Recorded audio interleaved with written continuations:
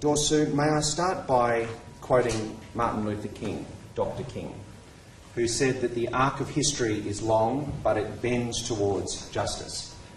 But we know that the arc of history doesn't bend by itself. So what was it that made you think that you could bend the arc of history toward justice? I didn't think of myself as bending the arc of history. I thought that it was something that I could do together with the people. If you don't carry the people of your country with you, you can't achieve anything of any worth in the long run. So it's been a series of little choices in your life that have got you to this point. It wasn't one big series of big choices. Yes. And I noticed yesterday you referred to, the interviewer asked you about the sacrifices you made, and you corrected him. You said they're not sacrifices, they're choices. What did you mean by that? It's just that. I chose to do what I'm doing now. I chose the path I wanted to walk, and I have no right to complain about it. I worked out that it was not going to be a very easy path, but I thought that it was one that I wanted to walk together with my people. So I'm satisfied. I had the right and I had the opportunity to choose the path I wanted to walk, and not everybody has that opportunity. And I consider myself fortunate. Can I ask what sustained you during your long years under house arrest, when your movements were so restricted and you were separated from your family and your children? I think the BBC might have been one of the things that sustained Well, I think you. Sean was one of those, because I learned about him on the BBC.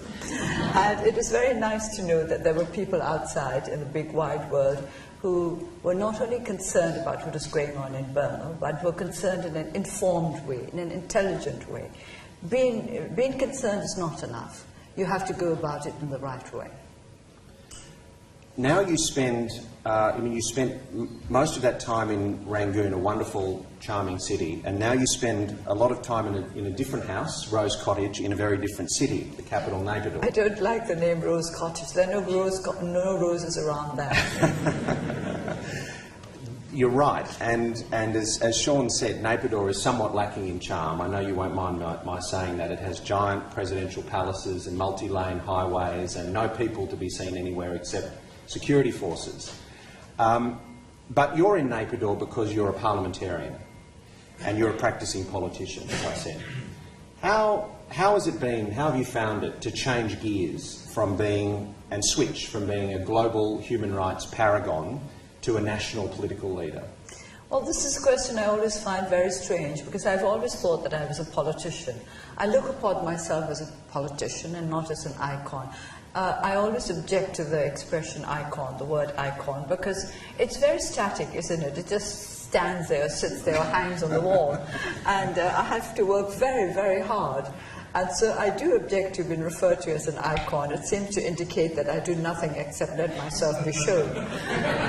I've always worked very hard. I've always thought that I was a politician, because I came into politics as the founder of a political party.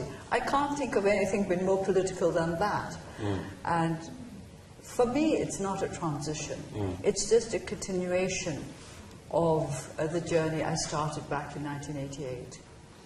And yet still it's a different stage in the journey, isn't it? When you're actually a parliamentarian, you're a committee chair, you're interacting daily with the other leaders of the country, rather than playing a political role from your house in Rangoon. So my responsibilities have multiplied. Yeah. And of course I've had to get used to Naypyidaw, which is one of the biggest responsibilities of all. Let me ask you about compromise, and I think this is a question you've got before. Many of your supporters who have admired you for so many years, I think, look to you for purity. But of course, as a former Australian Prime Minister said, only the impotent are pure. And there are necessary compromises in politics. So how do you strike that balance between the compromises that are essential, but at the same time remaining true to your principles? Well, I don't know why they thought that I was not the compromising type, because I started out in politics compromising. I don't know how many of you know about the history of the National League for Democracy, but it was founded by 3 different groups.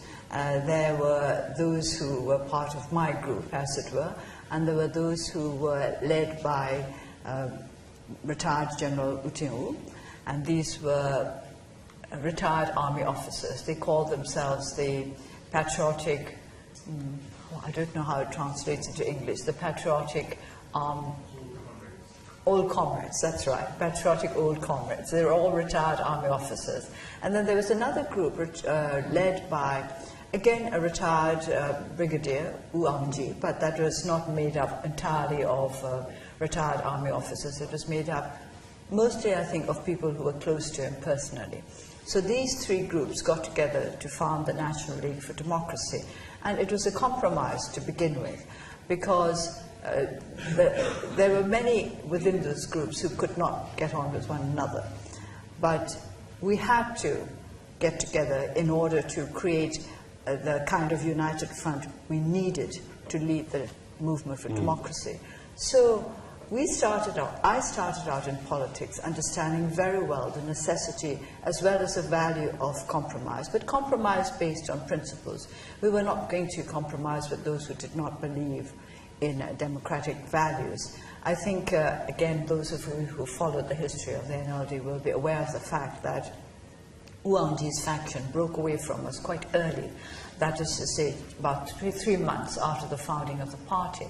And this was again to do with whether or not democratic principles were essential for a party that said that it was working for democracy. So Aung's faction left the party and founded another one. So we started off very, very political. And I think the view of me as a sort of democracy icon, or some kind of, what I really dislike most of all, some kind of saint. And let me assure you, I'm no saint of any kind. This I find very troubling, because politicians are politicians, but I do believe that there is such a thing as an honest politician, and I aspire to be that. Can I ask you then, if you've always seen yourself as a politician, and indeed the history of the NLD is wrapped up in political compromises between different factions, do you get frustrated by some in the international community and some in the human rights lobby who hold you to a different standard from every other politician in the world? No, not frustrated. Sometimes a little surprised, because I think perhaps they haven't done their homework. If they had, they wouldn't think that I was that kind of personality.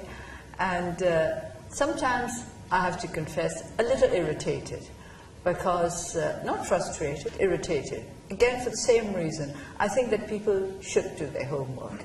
I always get very, I get a little short-tempered with people who come to interview me and who know nothing about what they're talking about. I think that is not fair, because I have to prepare for the interviews, and I expect my counterpart to have done the same thing too. Let me ask you, you see yourself as a politician, and indeed you're a politician with ambitions to be president. You've said that, I think, at the World Economic Forum. I think it was the first time you said that. You said it last night at the Sydney Opera House. For that to happen, Burma's constitution needs to be changed, as Sean alluded to. You said last night that it should be, perhaps you should be flattered that you're the only person in the world that's had a constitution designed specifically for her, actually to prohibit her from taking that office of president. What are the prospects of such constitutional change occurring? I think they're good, but I think we have to work to make sure that the amendments take place. Why I say that the prospects are good is because the great majority of our people, now that they've begun to understand what the issue is about, are very much in favour of constitutional amendment. The great majority of them didn't know what was in the Constitution when they were supposed to have voted for it in the referendum in 2008. In fact, a lot of them did not vote for it. Somehow their votes were counted, but they didn't really vote. But so I do believe that with the great majority of the people behind us, we will be able to achieve these amendments sooner or later. But as I keep saying, the sooner the better. What can a country like Australia do to try to encourage the forces in Burma pushing for constitutional change? I think, first of all, ordinary Australians, as many as possible should be aware of the issue, need to be aware of the issue, so that they would be able to support us. And I think as a democracy, you should also make sure that your government is aware of the issue and prepared to support us. Let me ask you, Dorsu, if you were elected president, what would be your priorities as president? Unity. When we contested the by-elections last year, the three main planks of our election platform were rule of law, internal peace, an end to ethnic conflict, and thirdly, amendments to the Constitution. We chose those three because they're all connected. I don't have to go on about rule of law because Sean has very kindly done that for me, but it's essential for our country politically, socially, and economically. And without rule of law, we will not be able to achieve lasting peace, because whatever agreement we may come to formally with the ethnic nationalities, we will not be able to maintain these agreements without the rule of law and without the necessary institutions that will make sure that there is rule of law in our country. And of course, amendments to the Constitution are essential to the other two. So one would assume that if I become president, it's because the Constitution has been amended. But Section 59 is not the only bit that needs amending. There are other parts of the Constitution that we need to amend, that we may become a truly democratic union, a union of many ethnic nationalities. And this is going to be one of the first tasks that we must address. And let me ask